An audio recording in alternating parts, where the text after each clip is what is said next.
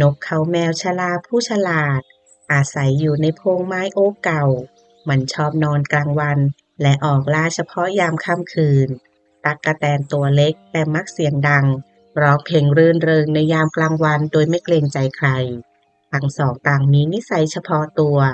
จนวันหนึ่งเรื่องราวของพวกเขาก็ปะทะกันอย่างไม่คาดคิดกาละครั้งหนึ่งนานมาแล้ว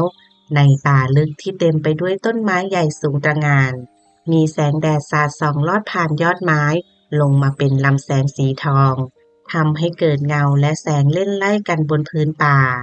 ใบไม้สีเขียวอ่อนแกว่งไกวตามสายลมพัดเบาๆเสียงน้ำไหลจากลำธารใกล้ๆเสียงนกร้องระรื่นและเสียงแมลงป่าเรียงร้อยกันราวกับบทเพลงธรรมชาติในป่าแห่งนั้นมีนกเขาแมวตัวหนึ่งอาศัยอยู่ในโพรงไม้โอ๊กเก่าแก่โพรงไม้ของมันใหญ่พอให้มันนอนได้อย่างสบายและปกป้องตัวเองจากลมฝนและสัตว์นักล่านกเขาแมวตัวนี้ไม่ใช่เพียงแค่นกเขาแมวธรรมดาแต่มันเป็นนกเขาแมวชลาผู้ชาญฉลาดและขี้ระวังมันมีนิสัยชอบนอนกลางวันและออกหากินเฉพาะยามค่ำคืนทุกวันหลังพระอาทิตย์ตกดินแสงสีชมพูค่อยๆจางหายไปจากท้องฟ้าความมืดค่อยๆคลานเข้าป่านกเขาแมวจะโผล่หัวออกจากโพรงไม้กระพือปีกพึบพับส่งเสียงร้องฮุกฮุกฮุกกองกังวานไปทั่วป่าอันเงียบสงบจากนั้นมันจะเริ่มออกล่าแมลงปีกแข็งเต่าทองกบตัวเล็กๆหรือหนูตัวเล็กที่มันโปรดปรานนกเขาแมวตัวนี้เมื่อแก่ตัวลงก็กลายเป็นพวกขวางโลกและเอาใจยากมันไม่ชอบให้ใครรบกวนเวลางีบของมันโดยเฉพาะในตอนบ่ายของฤดูร้อนวันหนึ่งในยามบ่ายที่แดดอบอุ่นลมอ่อนพัดเอื่อยๆนกเขาแมวกำลังนอนหลับอยู่ในโพรงไม้โอ๊กเสียงใบไม้แกว่งไกวและเสียงนกร้องเรียกหากันสร้างบรรยากาศสงบอยู่รอบตัวแต่ทันใดนั้นเสียงร้องเพลงแหบห้าวของตั๊กแตนตัวหนึ่ง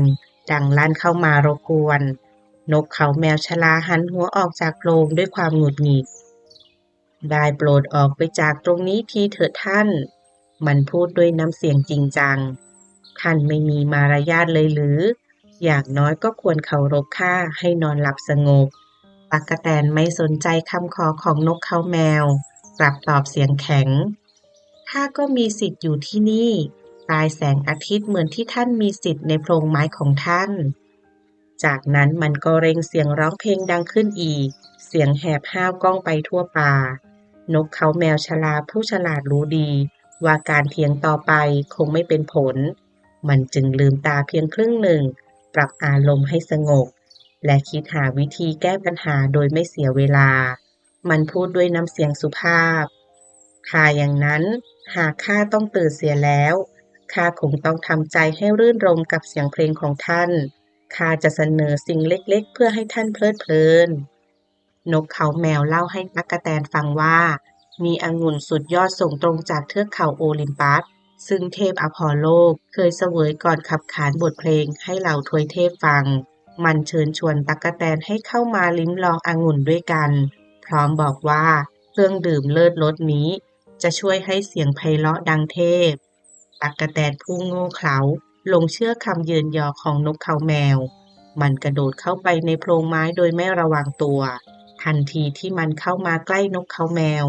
นกเขาแมวก็ฉวยโอกาสจิกเข้าปากทันทีเสียงร้องแหบห้าวของตั๊กแตนเงียบลงไปพร้อมกับความเงียบสงัดของป่า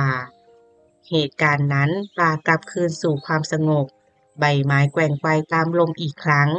แมลงตัวเล็กๆเริ่มบินร่อนและเสียงนกร้องกลับมาร้องเรียงกันเหมือนเดิมนกเขาแมวกลับไปนอนหลับในโพรงของมันอย่างสงบและออกล่าในยามค่ำคืนตามปกติสัตว์ในป่าเรียนรู้บทเรียนสำคัญว่าการโอ้อวดเสียงดังและเชื่อคำชื่นชมปลอมๆอาจนำอันตรายมาให้พวกมันเริ่มให้ความเคารพต่อกันมากขึ้นและระมัดระวังตัวเองอยู่เสมอทุกค่ำคืนเสียงของนกเขาแมวชลาดังก้องไปทั่วป่าเป็นสัญลักษณ์เตือนใจแก่สัตว์ทั้งหลายให้ระมัดระวังตนและอย่าไว้ใจคำสรรเสริญโดยไม่พิจารณาตั้งแต่นั้นมา เสียงร้องของนกเขาแมวชลายามค่ำคืนยิ่งมีความน่ากลัวและชาญฉลาดยิ่งขึ้นเสียงของนกเขาแมวมันดังก้องติดหูเป็นสัญลักษณ์ของความชาญฉลาดและความระมัดระวังในบางคืนมีสัตว์ป่าตัวเล็กๆเช่นกระรอกและหนูมานั่งฟังเสียงนกเขาแมวชลาราวกับเรียนรู้บทเรียนชีวิตเสียงนั้นไม่ได้เพียงทำให้หวาดกลัวแต่ยังสอนให้สัตว์ป่ารู้จักคิดและระวังตัวและทุกเช้าของฤดูร้อนแสงแดดสาดส่องผ่านยอดไม้ผืนป่าเต็มไปด้วยหมอกบางๆทำให้สัตว์ทุกตัวรู้สึกสดชื่นแมลงเริ่มบินร่อนกระรอกวิ่งเล่นบนกิ่งไม้และนกเขาแมวชลาก็กลับเข้าโพรงไม้ของมันเตรียมตัวนอนกลางวันอีกครั้งเรื่องนี้สอนให้รู้ว่าคำเยินยอไม่อาจพิสูจน์ความชื่นชมที่แท้จริงอย่าปล่อยให้คำสรรเสริญเยินยอทำให้คลายความระมัดระวังต่อศัตรูแต่อย่าลืมใช้ความฉลาดและความอดทนในการแก้ปัญหา